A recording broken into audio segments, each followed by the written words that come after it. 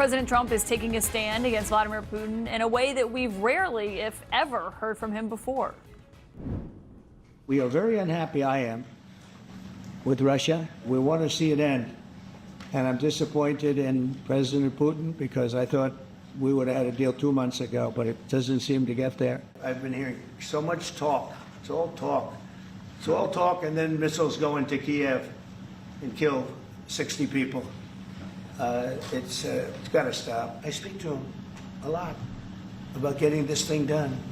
And I always hang up and say, well, that was a nice phone call. And then missiles are launched into Kiev or some other city. And I said, it's strange.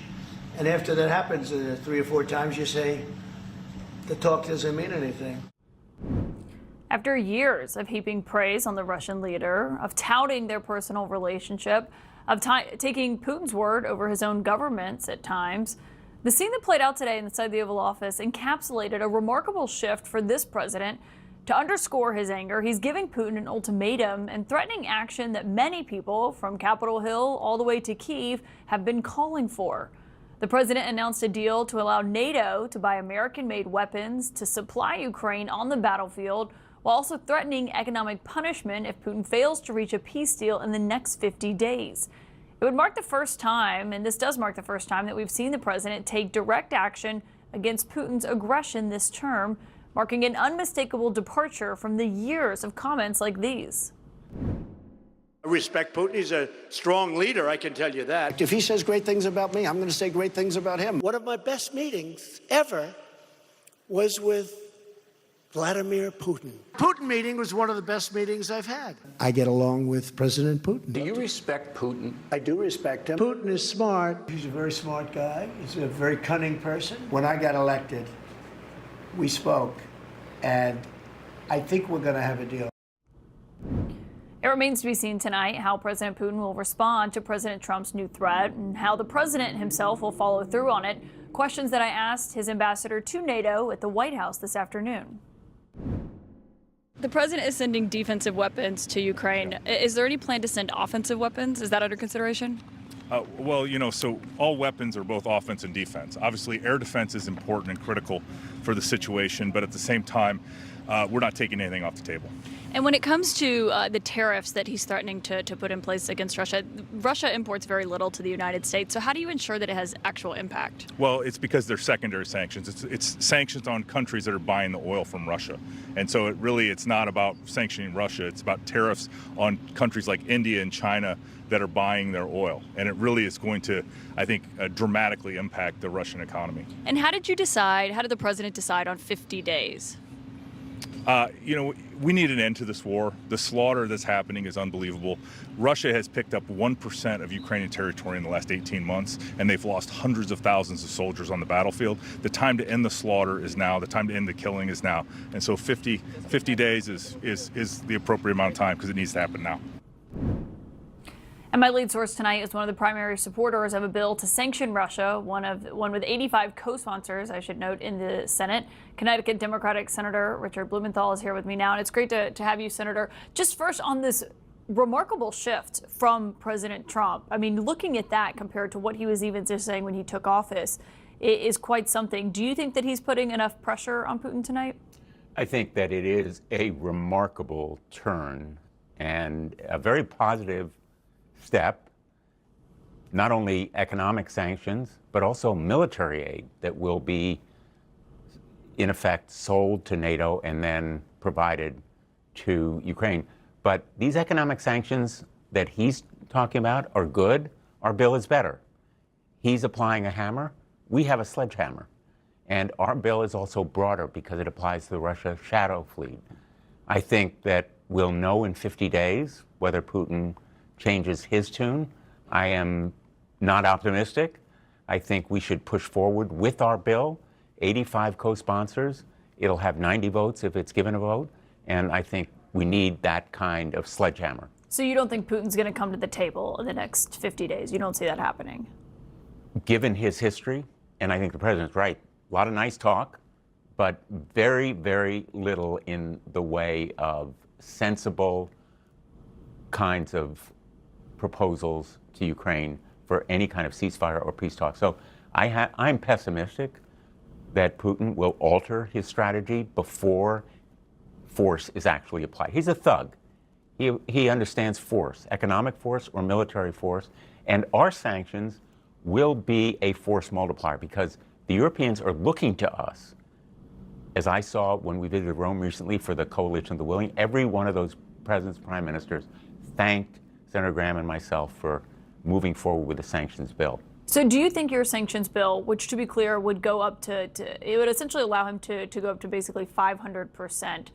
He was saying today that there's not much difference made above 100%. Do you think it ultimately is going to get a vote? I believe it will. And the reason I think it will is that the president was very receptive to the bill today in tone, maybe not a full-throated endorsement, but also the leadership of the Senate as well as the House is behind it. And there are some details, some I's and T's that need to be dotted and crossed, but we are very, very close now. And I hope, within the next month or two, we will have approval by both houses of Congress. Because the majority leader, John Thune, had said that your bill could see a vote during this working session. Right now, he says we'll wait and see over these next 50 days. Are you worried about what Putin could do in these next 50 days, the damage that he could inflict on Ukrainian cities? I am not only worried, I am heartbroken about the continued killing, murderous reign of terror from the skies. I visited Ukraine. I've seen the apartment buildings and schools and hospitals that have been devastated. I've talked to the children, some of them who were kidnapped. There are 20,000 of them. And Russia ought to be declared a terrorist state if it doesn't return those children.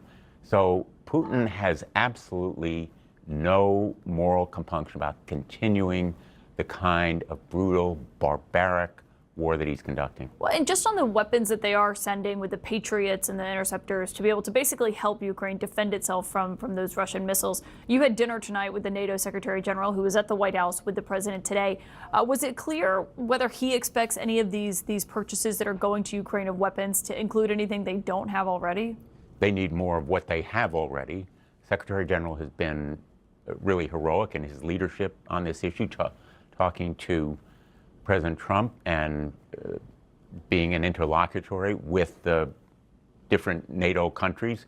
And what I saw when I visited with him and the other NATO leaders, the Prime Minister of England and President of France, Prime Minister of Italy, they have different and diverse points of view. But one of the reasons to push forward with our bill is to have the unity that they have, show the unity with the president, and make sure that sanctions are bulletproof against any kind of legal challenge. I want to ask you about something else that the president mentioned in the Oval Office today. This comes after an interview that the former president, President Biden, did today, where he told the New York Times that he made the decisions about who to grant clemency to as he was on his way out of the office, but that the auto pen was used to actually sign those pardons.